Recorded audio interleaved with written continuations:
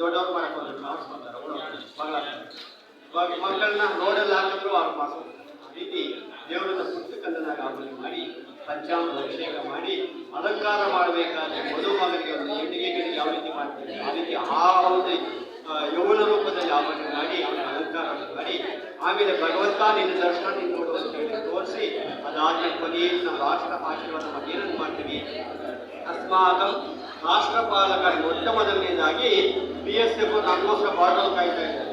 ಅವ್ರಿಗೆ ಪಾಪ ಕೇಳೋದು ಮಾಡೋದು ಯಾರೂ ಇಲ್ಲ, ಯಾರು ಬಂದು ಹೊಡಿತಾರೋ ಬಂದಿಲ್ಲ, ಆದರೂ ರಕ್ಷಣೆ ಕೊಡ್ತಾ ಇದ್ದಾರೆ.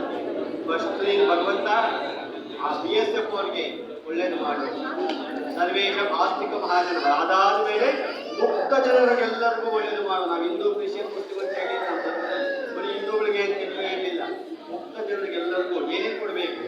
ಕ್ಷೇಮ, ಸ್ಥೈರ್ಯ, ಧೈರ್ಯ, ವಿಜಯ, ವೀರ್ಯ, ಅಭಯ, ಆಯು, ಆರೋಗ್ಯ, ಐಶ್ವರ್ಯ, ಇವೆಲ್ಲವೂ ಇದ್ರೇನೆ ಮನುಷ್ಯನಿಗೆ ಬೆಲೆ ಇರೋದು. ಒಂದು ಕಡಿಮೆ ಆದರೂ ಒಂದು ಆರೋಗ್ಯ ಕೆಡಿಸಲಿ ಭಗವಂತ ಎಷ್ಟು ಇದ್ರೂ ಬೆಲೆ ಇದೆ. ಇಲ್ಲ ಆರೋಗ್ಯ